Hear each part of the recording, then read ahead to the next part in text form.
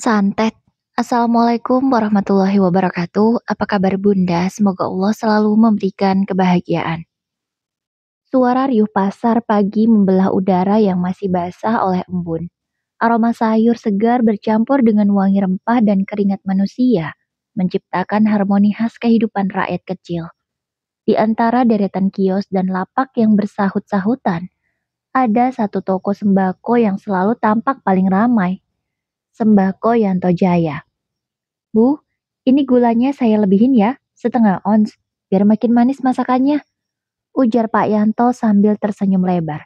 Matanya menyipit ramah. Waduh, Pak Yanto mah emang beda.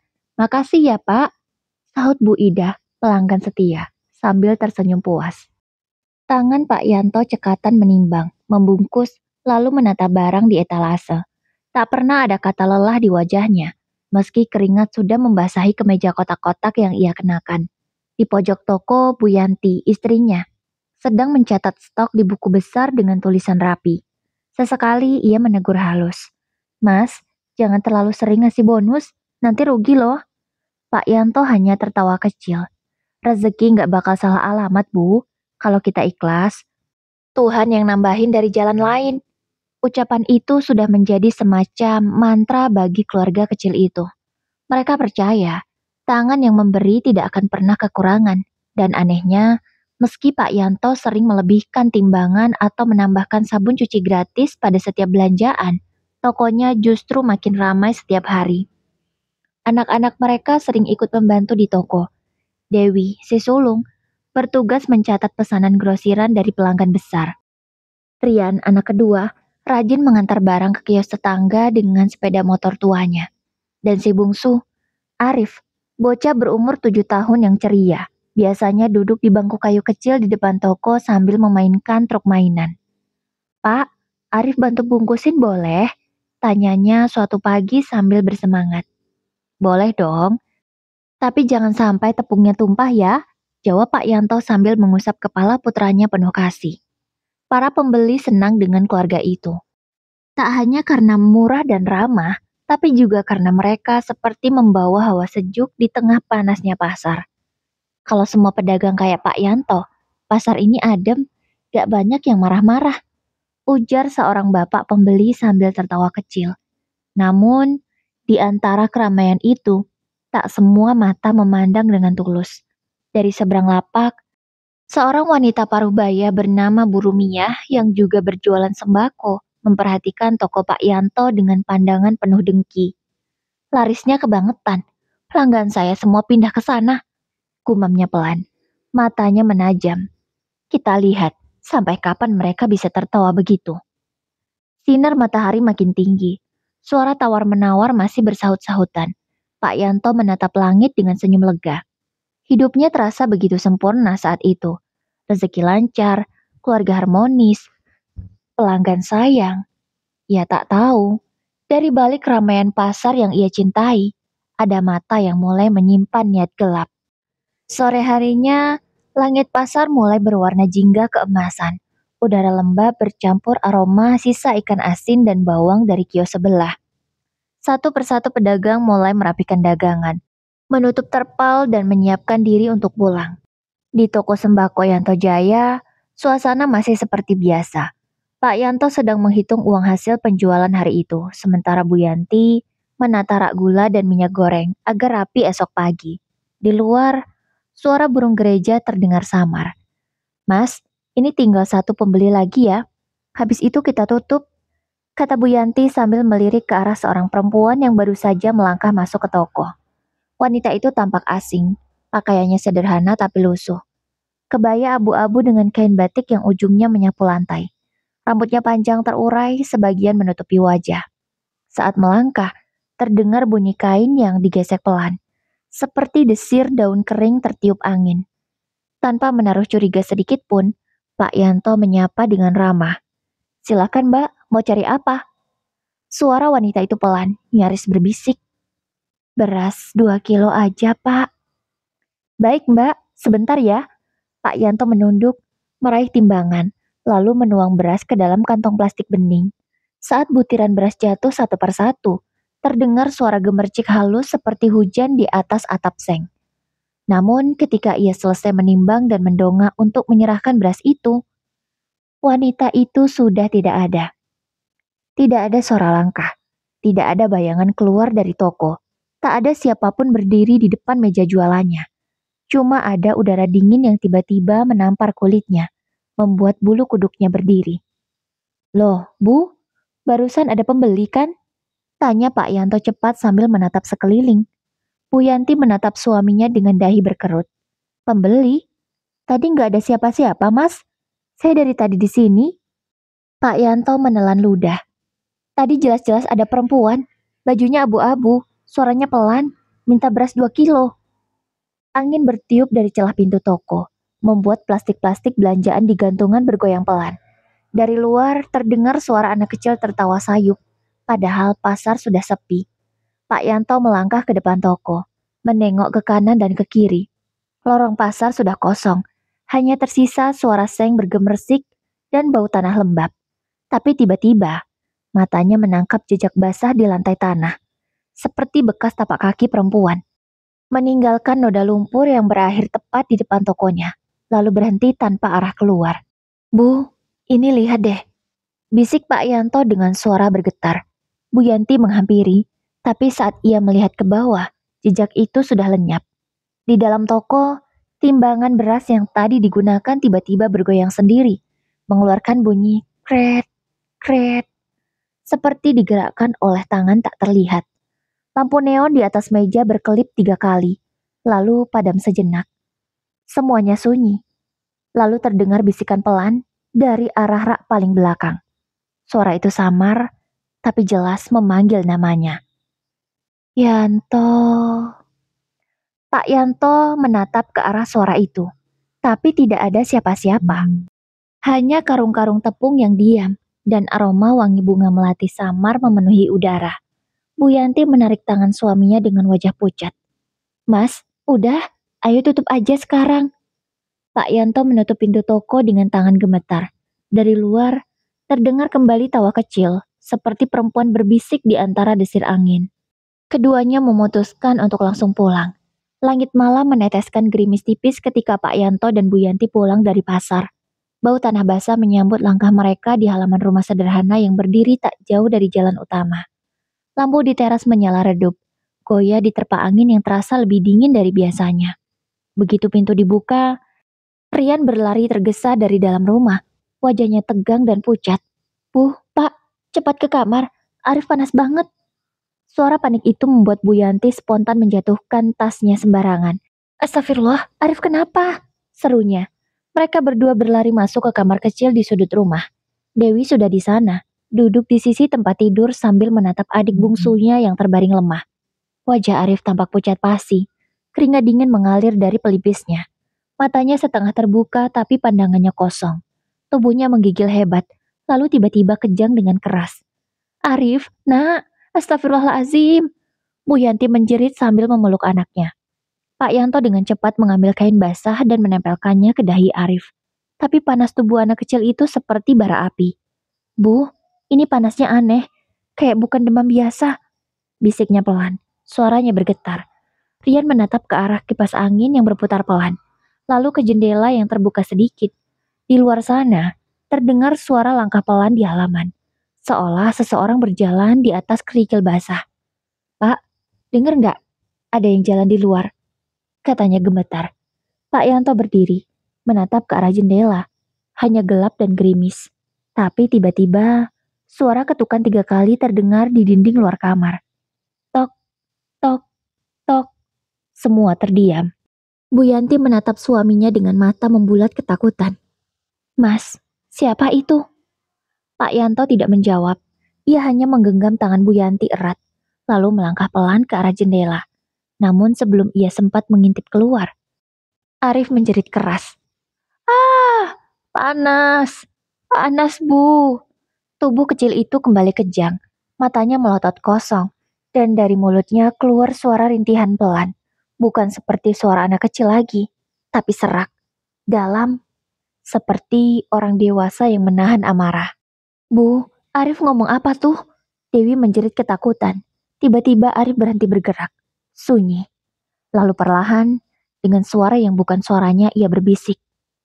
Dia datang. Suasana kamar membeku. Hanya suara hujan yang kini mulai deras. Pak Yanto memeluk tubuh anaknya yang kini lemas tak sadarkan diri. Bu, kita harus ke dokter sekarang juga. Serunya panik. Mereka segera membawa Arif ke mobil pick-up tua yang biasa dipakai untuk mengantar barang dagangan. Dewi menangis di kursi belakang. Sementara Rian terus menatap Arif yang tak lagi bereaksi. Namun sebelum kendaraan mereka keluar dari halaman, lampu rumah tiba-tiba padam total, gelap gulita. Hanya terdengar angin yang berdesir kencang, seperti seseorang yang sedang tertawa pelan di antara pepohonan. Pak Yanto menatap kaca spion, dan hatinya nyaris berhenti berdetak. Di belakang rumah, di antara gerimis dan bayangan pepohonan pisang, tampak sesosok wanita berambut panjang, mengenakan kebaya abu-abu, berdiri menatap ke arah mereka. Diam, tak bergerak, tapi tatapannya menusuk, seperti sedang menunggu sesuatu. Pak Yanto menginjak pedal gas keras-keras. Mobil melaju menembus malam. Hujan belum juga reda saat mobil pick-up tua milik Pak Yanto berhenti di halaman rumah sakit. Lampu-lampu di depan gedung menyala redup, menembus kabut air yang menetes deras dari atap. Pak Yanto melompat keluar, menggendong tubuh kecil Arif yang sudah lemas tak bereaksi. "Dokter, tolong anak saya!" Suaranya serak, nyaris tak terdengar di antara derasnya hujan. Perawat segera datang dengan berangkar, membawa Arif masuk ke ruang gawat darurat. Tubuh mungil itu tampak begitu pucat di bawah sinar lampu putih ruangan. Bibirnya membiru, dan matanya tertutup rapat. Tekanan darahnya menurun drastis. "Cepat oksigen," perintah dokter muda yang berjaga malam itu. Bu Yanti menangis terisak di pelukan Dewi, sementara Rian berdiri di pojok ruangan. Tangannya gemetar, menggenggam selimut yang dipakai untuk menutupi tubuh Arif tadi. Jarum infus menembus kulit halus Arif. Alat monitor berdenting pelan. Jantungnya masih berdetak. Pelan, bahkan sangat pelan. Pak Yanto berdiri di sisi tempat tidur, menggenggam tangan putra bungsunya yang dingin. "Bangun, nak. Arif kuat kan, nak? Ini bapak, nak." Suaranya bergetar menahan isak. Tak ada jawaban, hanya napas tipis yang terengah. Dan sesekali bunyi monitor detak jantung yang semakin lambat. Tepat pukul 1.47 dini hari. Udara di ruangan itu terasa berubah. Angin dingin tiba-tiba berhembus pelan dari ventilasi. Meski semua jendela tertutup, lampu di langit-langit berkelip satu kali. Lalu, perlahan, mata Arif terbuka sedikit. "Bu," suaranya lirih, hampir tak terdengar. Bu Yanti mendekat cepat. Air matanya jatuh di pipi anaknya. "Iya, nak, ibu di sini. Sabar ya, nak. Sebentar lagi sembuh," ucapnya. Arif menatap ke arah langit-langit. Pandangannya kosong tapi tajam. "Bu, ada perempuan baju abu-abu di belakang ibu." Bu Yanti spontan menoleh. Tak ada siapa-siapa di belakangnya. Hanya tembok putih dan tirai pasien lain yang tertutup. Tapi entah kenapa, hawa ruangan itu tiba-tiba terasa sesak dan berat. Monitor jantung Arif berbunyi cepat beberapa kali. Bip, bip, bip, lalu terhenti. "Arif, Arif, nak!" teriak Bu Yanti histeris. Dokter segera melakukan resusitasi, tapi detak jantung itu tak pernah kembali. Hingga akhirnya, dokter menatap Pak Yanto dan berkata dengan suara berat, "Maaf, Pak, kami sudah berusaha." Waktu seakan berhenti.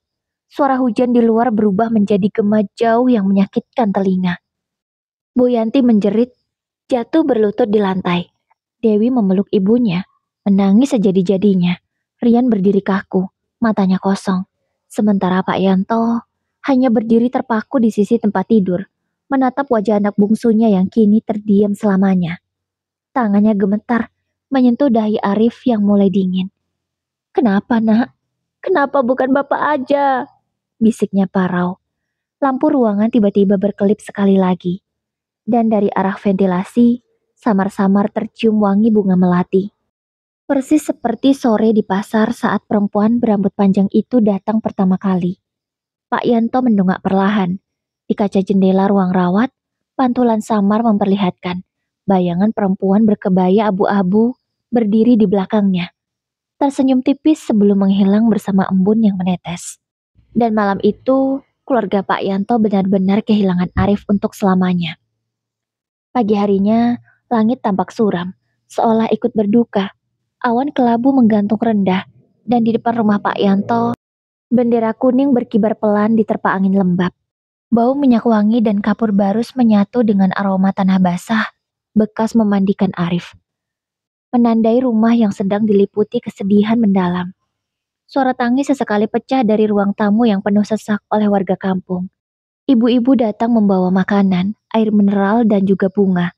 Laki-laki duduk bersila di tikar, membaca surah Yasin dengan suara bergetar. Di tengah ruangan, jenazah Arif terbujur tenang di atas tikar, dibungkus kain kafan putih yang bersih. Wajahnya tampak damai. Terlalu damai untuk bocah yang kemarin siang masih tertawa di depan toko, bermain truk mainannya.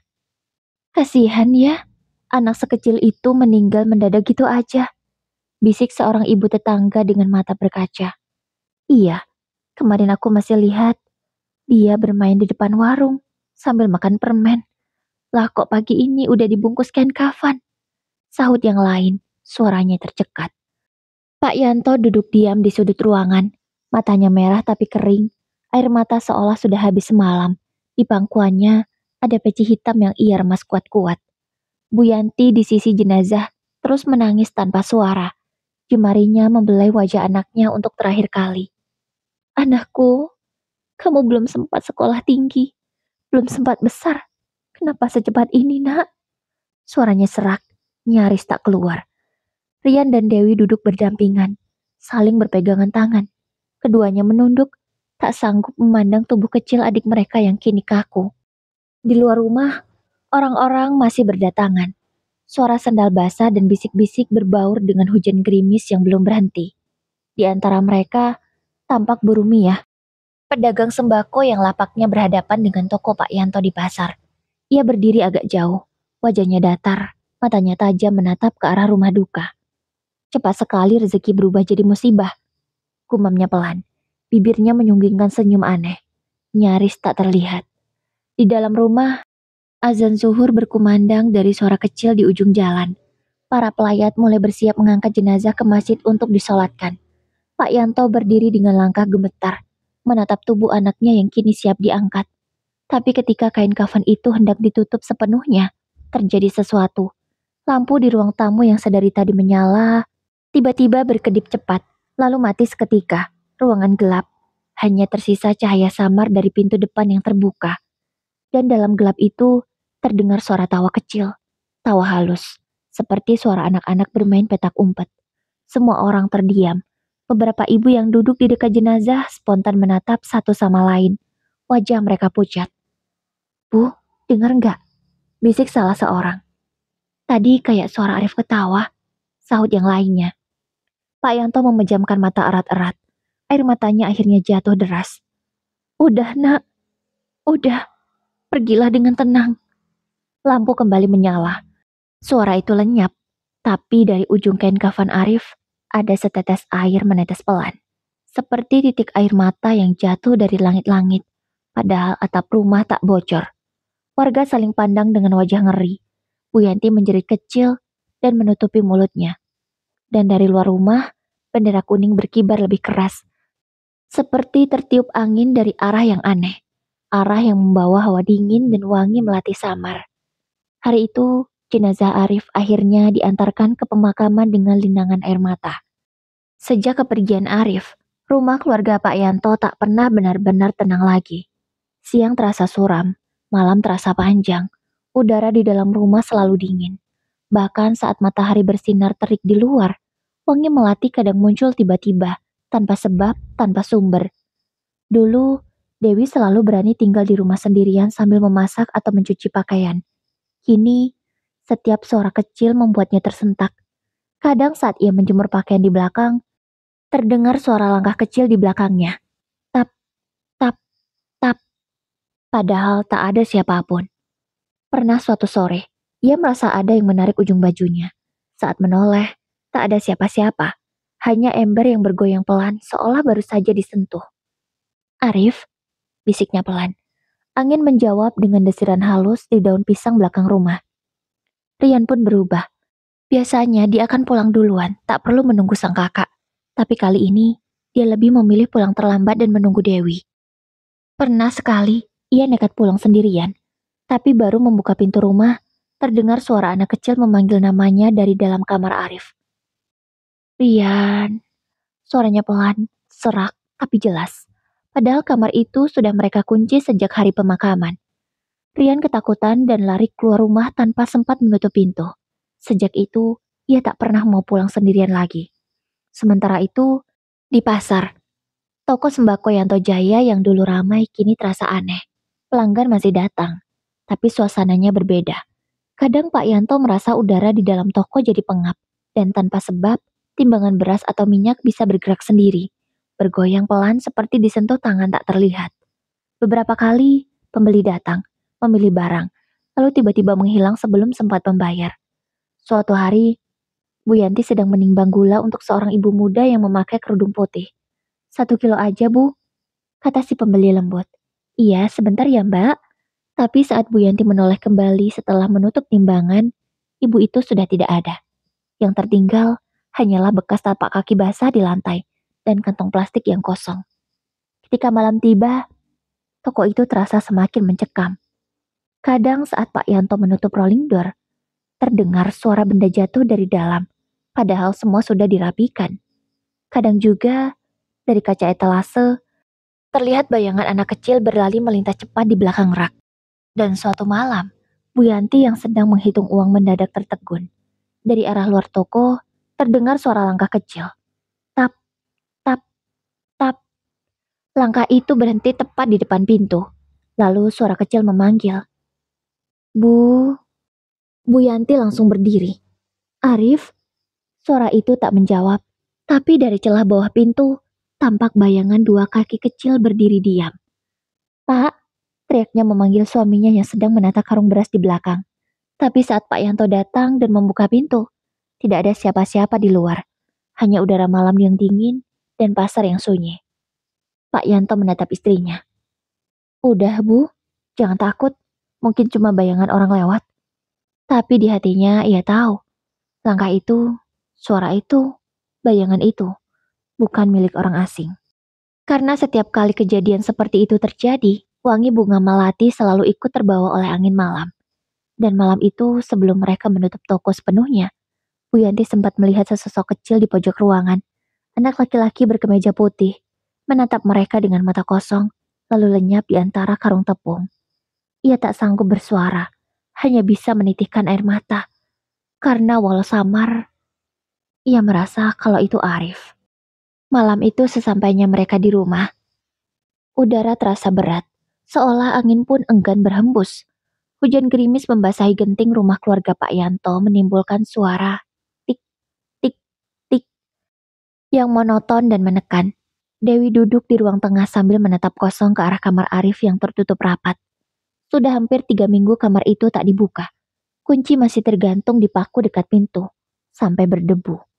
Tapi malam itu, sesuatu terasa berbeda. Rian, kamu dengar nggak? Bisik Dewi pelan. Rian yang duduk di sebelahnya mengangkat kepala dari buku. Dengar apa, Kak? Dewi menajamkan telinga. Suara itu terdengar lagi. Ketukan pelan dari dalam kamar Arif. Tok, tok, tok. 3 kali. Perlahan, teratur. Rian langsung mematung, wajahnya memucat. Itu dari kamar Arif. Suaranya gemetar. Mereka saling pandang. Tak ada yang berani bergerak. Tapi suara itu datang lagi. Kali ini disertai bisikan kecil. Lirih, nyaris seperti suara Arif dulu saat minta ditemani tidur. Kak Dewi, bukain pintunya. Suara itu lembut tapi dingin. Dewi merasakan bulu kuduknya berdiri. Suara itu terlalu jelas untuk jadi halusinasi. Rian, itu suaranya Arif, katanya lirih nyaris menangis. Rian berdiri dengan tangan gemetar. Jangan dibuka, Kak. Tapi Dewi seolah tak bisa menahan diri. Langkahnya berat, tapi tubuhnya seperti ditarik oleh sesuatu. Ia mendekat ke pintu kamar itu, menatap gagang yang berdebu. Arif, panggilnya pelan. Sunyi. Lalu terdengar lagi, kali ini lebih dekat. Iya kak, Arif kedinginan. Air mata Dewi jatuh tanpa sadar. Ia meraih kunci yang tergantung di dinding. Kak Dewi!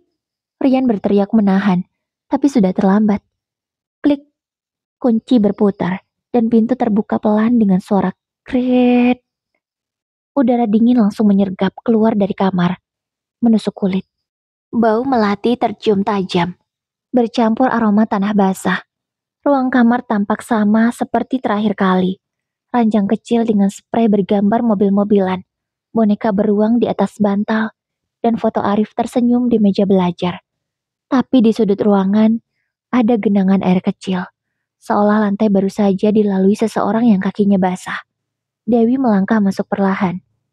Arif, tak ada jawaban. Hanya suara angin yang berdesir. Tapi tiba-tiba, cermin kecil di meja belajar berembun sendiri. Dan di atas embun itu, muncul tulisan samar dari jari kecil. Arif kedinginan, Bu.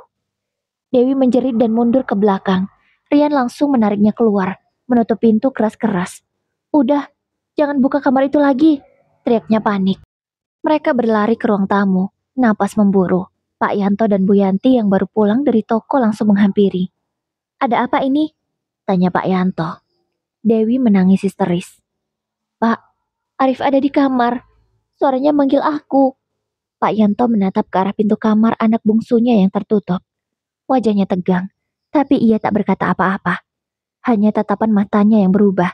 Ada rasa takut yang selama ini ia tahan. Bu Yanti memegang dada. Tubuhnya gemetar. Mas, aku takut. Kenapa Arif belum pergi dengan tenang? Malam itu mereka sekeluarga tidur di ruang tamu. Lampu dibiarkan menyala. Tapi sekitar pukul 2 dini hari, saat semua mulai terlelap, pintu kamar Arif terbuka pelan sendiri dengan bunyi kret. Dan dari balik celah pintu, tampak bayangan kecil berdiri diam, menatap ke arah mereka. Wangi melati kembali menyeruak. Lalu suara lirih terdengar pelan, mengambang di udara. Pak, Bu, dia yang bikin Arif sakit. Semua terbangun dengan jantung berdebar. Tapi ketika Pak Yanto menatap ke arah suara itu, bayangan itu sudah menghilang. Yang tertinggal hanyalah hawa dingin dan rasa takut yang makin tebal. Keesokan harinya, suasana rumah keluarga Pak Yanto benar-benar hening. Tak ada tawa, tak ada obrolan seperti dulu. Hanya suara sendok menabrak piring dan detik jam dinding yang terdengar. Dewi duduk menatap kosong ke arah pintu kamar Arif yang kini kembali dikunci rapat. Matanya sembab, tapi pikirannya masih penuh dengan suara lirih dari malam tadi. Pak, Bu, dia yang bikin Arif sakit. Kata-kata itu terus terngiang di kepala mereka semua. Mas, ujar Bu Yanti pelan sambil menatap suaminya. Kamu dengar sendiri semalam, itu suara Arif. Dia ngomong begitu jelas. Pak Yanto menghela napas panjang. Aku dengar, tapi kita jangan langsung percaya. Bisa jadi itu bukan Arif. Dewi menatap ayahnya dengan mata penuh air. Tapi Pak, itu suaranya. Aku hafal, persis banget. Dan setiap kali dia muncul, pasti ada wangi melati. Rian yang dari tadi diam tiba-tiba ikut bicara. Pak, Bu, aku ingat sesuatu. Malam sebelum Arif sakit, aku lihat dari jendela kamar. Ada perempuan berdiri di depan rumah. Bajunya abu-abu, rambutnya panjang banget. Aku kira orang gila. Ucapan Rian membuat semua kepala menoleh cepat. Perempuan berkebaya abu-abu. Tanya Pak Yanto. Keningnya berkerut. Kamu yakin, Rian? Rian mengangguk kuat. Iya, aku yakin banget. Dia berdiri di bawah pohon jambu. Lama, cuma diam ngeliatin rumah. Bu Yanti langsung teringat sesuatu. Wajahnya mendadak pucat. Mas, waktu di toko, sebelum Arif jatuh sakit, kamu ingat gak perempuan yang beli beras 2 kilo itu, yang tiba-tiba menghilang? Pak Yanto mematung, matanya melebar. Iya, suaranya serak. Bajunya juga kebaya abu-abu. Mereka saling pandang, hening beberapa detik. Udara di ruang makan terasa berat dan dingin. Jadi maksud Arif semalam, dia yang bikin Arif sakit? Kata Dewi. Suaranya bergetar. Pak Yanto menelan ludah. Kita nggak boleh langsung nuduh siapapun. Tapi kalau benar itu, Berarti ini bukan penyakit biasa. Bu Yanti menatap meja, tangannya gemetar. Mas, apa mungkin itu santet? Kata itu akhirnya keluar, menggema di ruangan. Semua terdiam, bahkan angin di luar pun berhenti. Dewi spontan merapat ke ibunya, tubuhnya merinding. Rian memandang ke jendela, merasa seperti ada sesuatu di luar sana yang mendengarkan pembicaraan mereka. Beberapa detik kemudian, tiba-tiba terdengar suara benda jatuh keras dari arah kamar Arif. Brak! Pak Yanto langsung berdiri dan berlari ke sana, diikuti yang lain. Ketika pintu dibuka, kamar itu gelap meski jendelanya terbuka sedikit. Angin bertiup membawa bau melati yang makin tajam. Di tengah lantai, ada bingkai foto Arif yang jatuh terbalik. Kacanya retak di bagian wajah kecil itu. Iya, hanya retak, tidak hancur. Padahal, foto itu tergantung di dinding yang sangat tinggi. Tapi entah mengapa, kaca foto itu hanya retak, tidak hancur. Pak Yanto memungutnya perlahan, tapi matanya langsung menangkap sesuatu di bawah bingkai. Seutas rambut panjang berwarna hitam, terbelit di paku gantungan foto. Rambut itu aneh, dingin saat disentuh, dan berbau melati samar. Bu Yanti langsung menjerit kecil. Ya Allah, Pak, itu rambut siapa? Pak Yanto tak menjawab. Ia hanya menatap rambut itu dengan rahang mengeras. Dalam hati, ada sesuatu yang ia rasakan. Kemarahan, ketakutan, dan firasat buruk yang sama. Bu, Ibu jaga di toko sendiri dulu ya. Bapak mau pergi, ucap Pak Yanto. Mau kemana, Pak? Tanya Bu Yanti. Bapak mau ke rumah Kiai, jawab Pak Yanto dingin, lalu segera meninggalkan rumah. Bu, kita bantu ya, kata Dewi, karena kebetulan hari itu hari libur. Iya, kita berangkat. Sesampainya di toko, Bu Yanti, Rian, dan juga Dewi membuka toko seperti biasa. Jam masih menunjukkan pukul 6:30, tapi pasar sudah ramai dengan pembeli yang berdatangan. Belum selesai mereka membuka toko, sudah ada pembeli yang datang. Bu, gulanya 0,5 kilo ya, ucap seseorang. Baik Bu, sebentar ya. Bu Yanti segera mengambil plastik lalu menimbang gula 0,5 kilo dan dilebihkannya 0,5 ons. Itulah yang diajarkan Pak Yanto, dan Bu Yanti juga menerapkannya. Ini saya lebihkan 0,5 on ya Bu, semoga bermanfaat, ucap Bu Yanti lembut, lalu menyerahkan gula itu. Makasih banyak ya Bu Yanti, semoga jualannya makin berkah. Pembeli itu langsung menyerahkan uang pas. Bu Yanti mengucapkan terima kasih dan mengaminkan doanya. Ya, setiap hari warung itu memang selalu penuh doa dari para pembeli yang merasa bersyukur ketika diberi bonus. Tidak seberapa bonus yang diberikan, tapi mereka sangat merasa bahagia. Rian dan Dewi yang melihat kebiasaan orang tuanya pun sangat mengerti. Dan mereka berjanji, jika mereka dewasa akan mengikuti jejak orang tuanya. Dewi dan Rian lanjut menata barang-barang yang berantakan. Sementara Bu Yanti sibuk menyusun uang kembalian yang sudah disiapkan dari rumah. Sekitaran jam 2 siang, Pak Yanto baru kembali. Dia kembali dengan wajah yang terlihat begitu lelah. Pak, minum dulu, ucap Bu Yanti lembut, sambil menyerahkan minuman dingin untuk suaminya. Pak Yanto meneguk minuman itu sekali. Ada apa, Pak? Bagaimana hasilnya? Tanya Bu Yanti pelan. Pak Yanto menarik napas berat. Sementara itu, Dewi dan Rian sedang sibuk melayani pembeli yang berdatangan. Nanti Bapak cerita di rumah aja ya, Bu. Bapak masih capek, jawab Pak Yanto pelan. Iya, Pak. Bu Yanti mengangguk paham. Pak Yanto, Bu Yanti, saya baru dengar. Katanya anak bungsu Bapak dan Ibu meninggal. Saya turut berduka cita ya, ucap seorang pembeli, yang sepertinya dia baru tahu kabar duka itu. Nggih, Bu, terima kasih. Iya, Bu, sama-sama. Semoga keluarga diberikan ketabahan. Lanjutnya lagi. Pak Yanto dan Bu Yanti hanya mengangguk kemudian tersenyum. Lalu pembeli itu berpamitan pergi. Sore hari, toko itu tutup lebih awal. Kalau biasanya jam 5 baru tutup, kini 4:30 Pak Yanto memutuskan untuk menutup toko saja, meskipun masih ada pembeli yang ingin belanja. Maaf Pak Bu, kami ada urusan, ucap Pak Yanto sopan pada pembeli yang datang. Oh alah, ya udah Pak Yanto, saya mau belanja ke warung Burumiah saja. Pak Yanto pun mengangguk pelan. Keluarga kecil itu pulang menggunakan pickup, sementara Rian mengendarai sepeda motor tuanya. Motor tua itu milik Pak Yanto, yang ia miliki sejak belum menikah dengan Bu Yanti. Tapi motor itu masih sangat bagus dan berfungsi dengan baik. Karena Pak Yanto merawatnya dengan penuh kasih sayang. Benda itu adalah saksi sejarah perjuangannya bersama Bu Yanti sebelum mereka memiliki toko yang sebesar ini. Sesampainya di rumah terasa begitu pengap. Padahal setiap hari jendela juga selalu dibuka. Dan meskipun rumah itu ditinggalkan berjualan, jendela tak ditutup. Karena jendelanya pun sudah diteralis jadi akan aman. Tapi entah mengapa, suasananya masih terasa pengap. Seperti tak ada udara yang masuk ke dalam rumah itu. Pak Yanto, Bu Yanti, Rian, dan juga Dewi duduk di ruang tamu. Pak Yanto mulai membuka pembicaraan. Tadi Bapak dari rumah Pak Kiai, ucapnya dengan suara pelan. Iya Pak, gimana? Tanya Bu Yanti.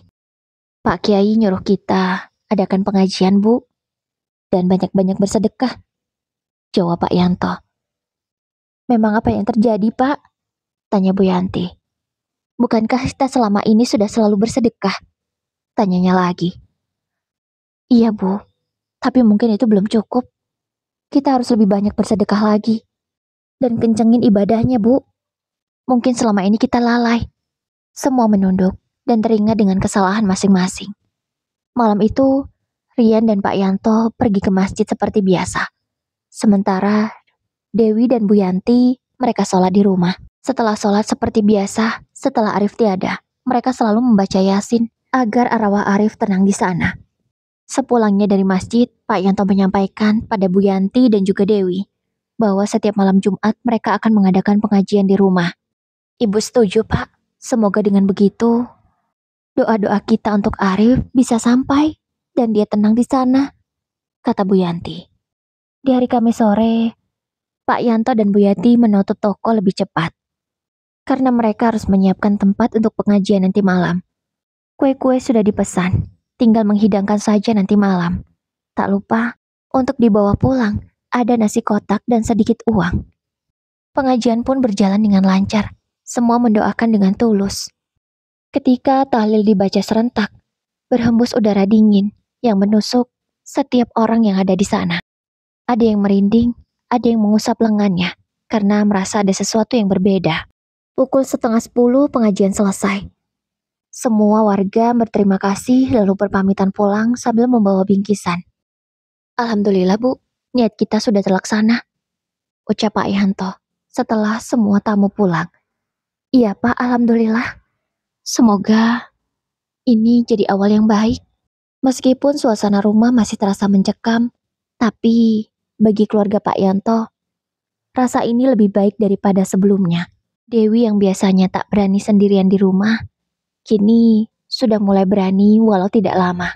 Ya ketika di siang hari ketika pulang sekolah, saat Rian belum sampai karena ada tugas tambahan, Dewi sudah berani. Ia menyibukkan diri dengan beberes rumah. Setelah selesai, ia memilih duduk di teras agar tidak terlalu merasa takut. Meskipun terkadang masih terdengar suara-suara itu. Dan keluarga itu juga masih sering merinding jika lewat di depan kamar Arif. Malam harinya saat semua sudah berkumpul. Pak, Bu, gimana kalau kamar Arif jangan kita tutup lagi?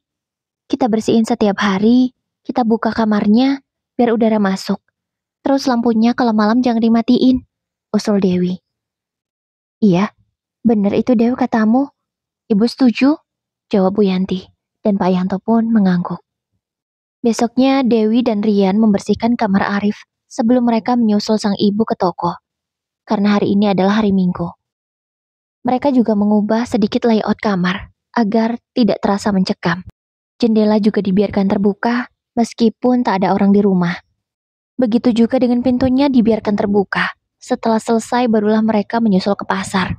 Sore harinya Dewi dan Rian sudah pulang lebih dulu.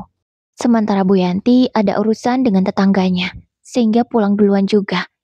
Tinggallah Pak Yanto seorang diri di toko itu. Jam sudah menunjukkan waktunya tutup toko. Pak Yanto sudah menghitung uang hasil penjualan hari ini. Namun terdengar suara seseorang memanggilnya. Yanto. Pak Yanto segera mendongak mencari sumber suara. Namun, setelah ia melihat ke seluruh arah, tidak ada siapapun. Pak Yanto beristighfar berkali-kali dan membaca sholawat agar dia tidak merasa takut. Ya Allah, Jangan biarkan rasa takut ini menguasaiku, ucapnya. Pak Yanto terus berzikir hingga selesai menghitung uang, lalu segera menutup toko dan pulang. Beberapa hari kemudian, meski mereka sudah lebih baik daripada sebelumnya, gangguan itu masih terus datang. Pak, apa kita masih kurang bersedekahnya ya? Tanya Bu Yanti. Bisa jadi, Bu, jawab Pak Yanto. Bu, gimana kalau kita bagi-bagi sembako untuk fakir miskin? Tiba-tiba Rian memberi usul. Kita lakuin aja di hari Jumat, katanya lagi. Bu Yanto dan Bu Yanti saling memandang. Bener juga kata Rian, Pak. Ya sudah, kita akan melakukan itu, Nak. Niat baik nggak boleh ditunda. Semoga adikmu semakin tenang di sana, ucap Bu Yanti pada Rian. Dan mulai Jumat itu mereka bersedekah sembako untuk warga yang membutuhkan. Mereka mengutamakan janda tua, anak yatim, dan lansia yang tak berpenghasilan. Ada yang datang langsung ke toko, dan ada juga yang diantarkan langsung oleh Rian dan Dewi. Sementara itu pengajian setiap malam Jumat juga masih terus dilakukan.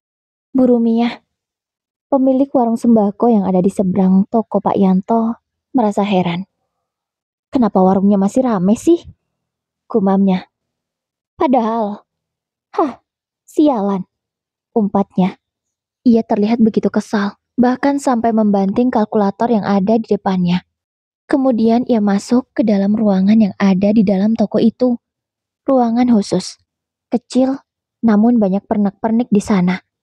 Bu Rumia lalu berkomat-kamit seperti membaca mantra.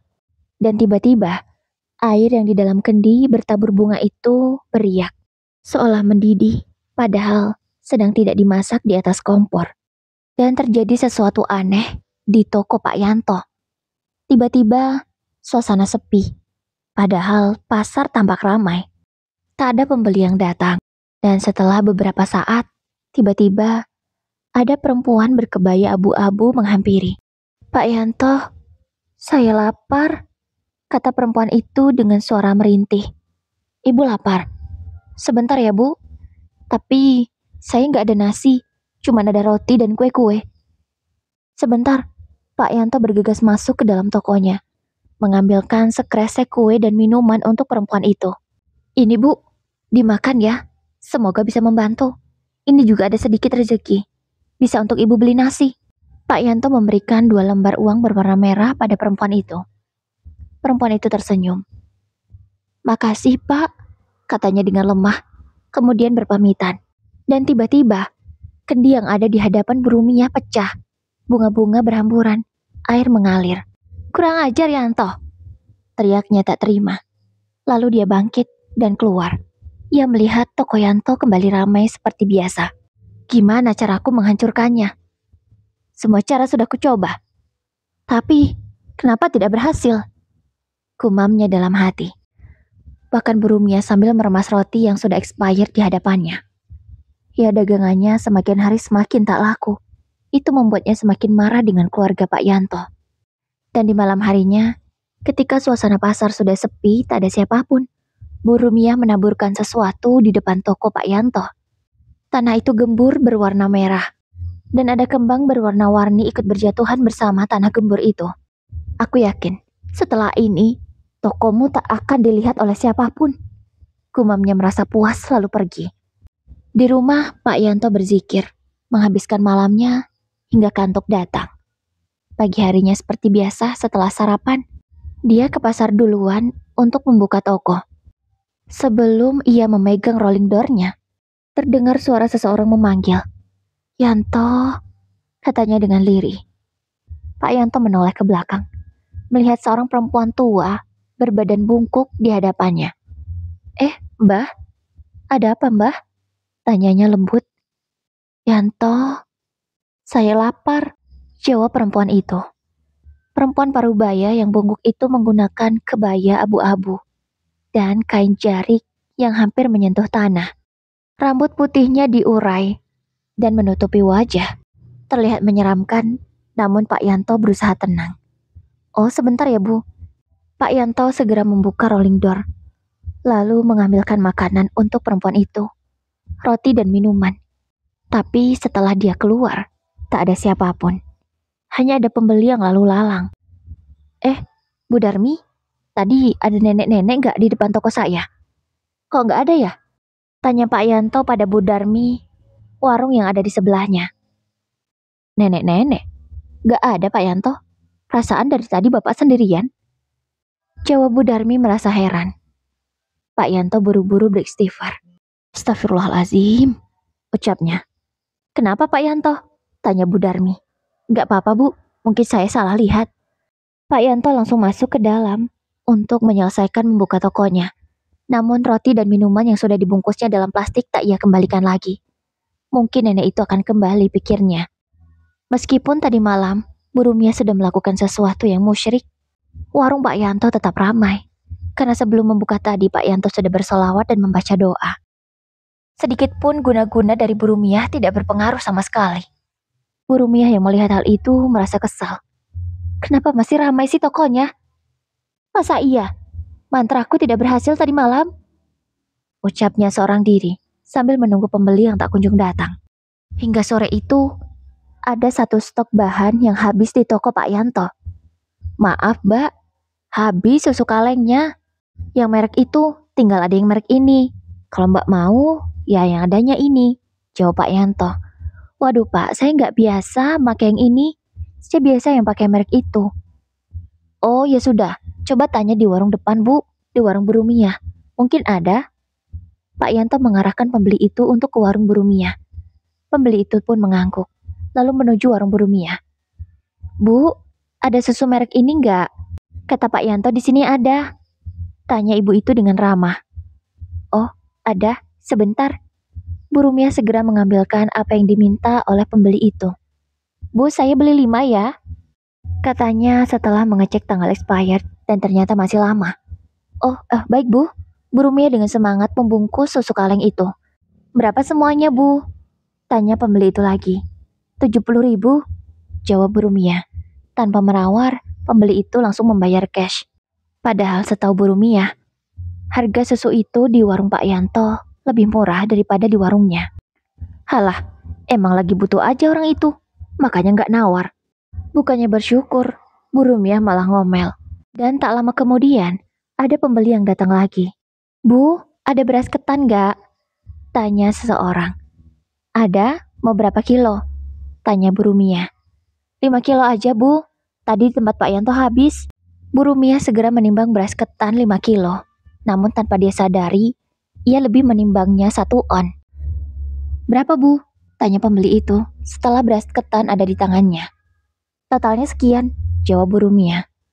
Oke ini Bu, tanpa menawar, pembeli itu langsung membayar secara cash.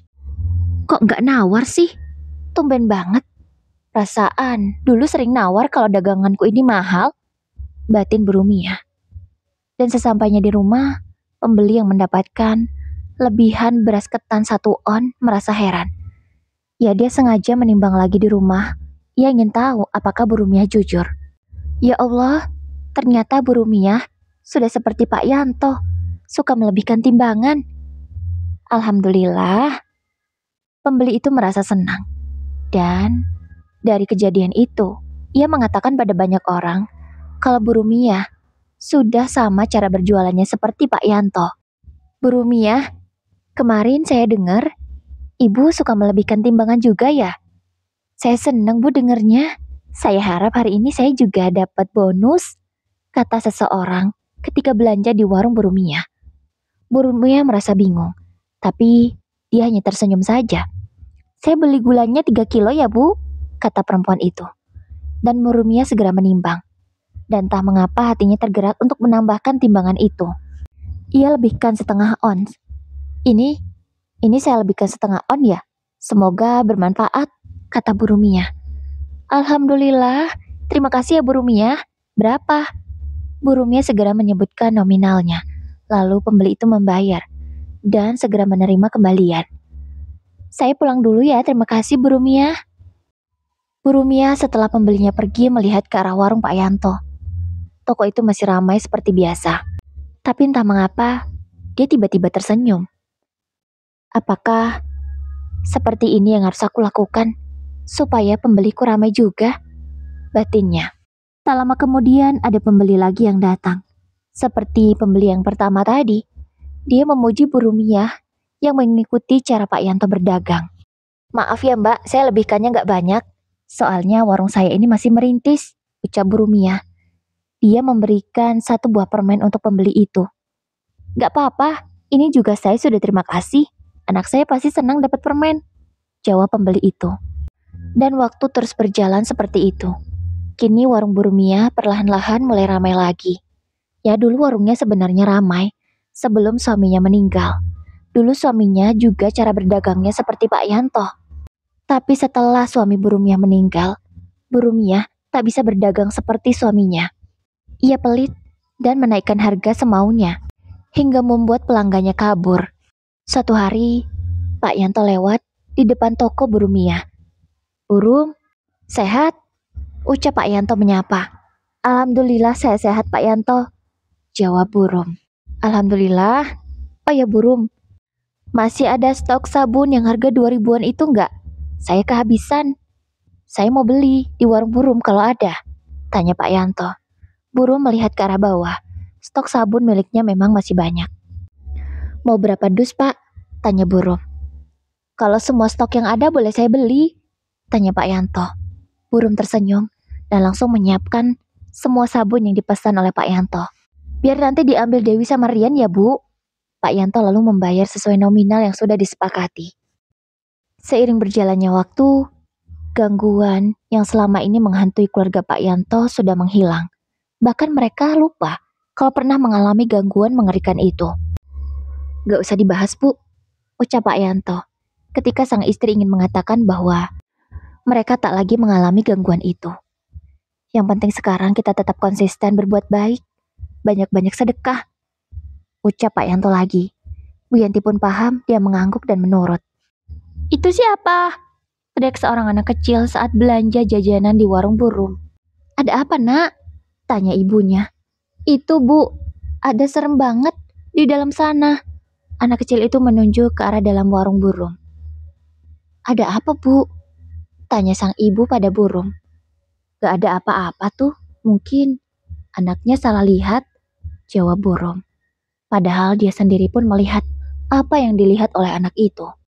Ya, hidup Burum memang tak pernah tenang sejak dia bersekutu dengan setan. Memang dia yang memiliki niat jahat pada keluarga Pak Yanto. Dia juga yang selalu mengirimkan hal-hal aneh itu pada mereka. Dia juga yang selalu berdoa buruk agar keluarga Pak Yanto tidak bahagia dan mendoakan agar salah satu di antara keluarga Pak Yanto ada yang meninggal dunia.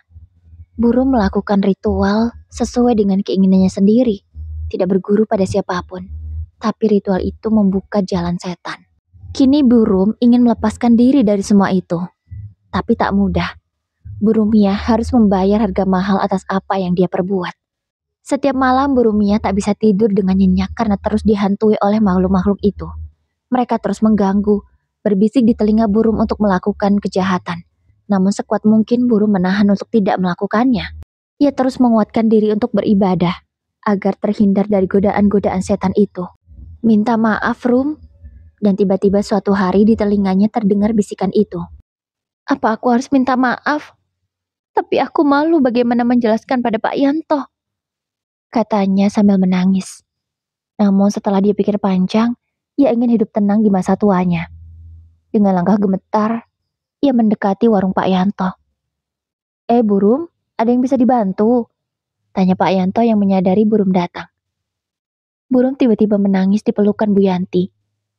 "Kenapa Burum? Ada apa?" tanya Bu Yanti tak mengerti. "Maafin saya menyesal," kata Burum sambil menangis terisak-isak. "Burum kenapa? Kenapa minta maaf? Burum gak ada salah," tanya Bu Yanti. Kemudian mengajak Burum duduk di kursi di depan warung. Dengan suara terbata-bata dan sambil menangis, Burum menjelaskan apa yang sudah dia perbuat. Bu Yanti dan Pak Yanto hanya bisa menutup mulutnya, menganga tak percaya. "Astagfirullahalazim. Maafin saya Bu Yanti, Pak Yanto. Saya menyesal. Tolong maafkan saya. Saya ingin hidup tenang," ujar Burum. "Iya Bu, kami sudah maafkan. Tolong jangan diulangi lagi," kata Bu Yanti sambil menangis. Bukan menangis karena perbuatan burung, melainkan dia teringat dengan Arif. Maafkan saya, Bu. Lagi-lagi, burung menangis meminta maaf. Iya, Bu. Sudah saya maafkan. Sudah, jangan menangis lagi, jawab Bu Yanti. Dan sejak saat itu, burung mendapatkan ketenangan hidup. Perlahan-lahan, gangguan yang datang sedikit demi sedikit menghilang. Pak Yanto dan Bu Yanti juga selalu mendoakan agar burung bisa mendapatkan ketenangan. Mereka sadar, burung hanyalah seseorang yang merasa tidak adil dalam hidupnya, sehingga melakukan itu. Kita harus ikhlas, Pak. Semua sudah takdir, ucap Bu Yanti pada suaminya. Iya, Bu. Insya Allah, jawab Pak Yanto. Dan sejak itu, hubungan antara burung dan Pak Yanto semakin baik. Mereka menjadi pedagang yang saling membutuhkan. Warung burung juga menjadi ramai lagi seperti dulu. Tak ada yang merasa iri. Kini, kondisi pasar jauh lebih baik daripada dulu. Iya Bun, seperti yang kita ketahui bersama, pasar adalah tempat yang menjadi kegemaran setan. Mereka akan menggoda manusia-manusia untuk berbuat jahat. Maka dari itu, tetaplah kuat iman ya, terutama yang berjualan di pasar. Semoga yang berjualan selalu berkah dan bisa bermanfaat untuk banyak orang. Oh ya Bunda, ada nggak sih yang mengalami hal yang mirip seperti yang dialami oleh keluarga Pak Yanto ini? Boleh dong komen di kolom komentar. Wassalamualaikum warahmatullahi wabarakatuh.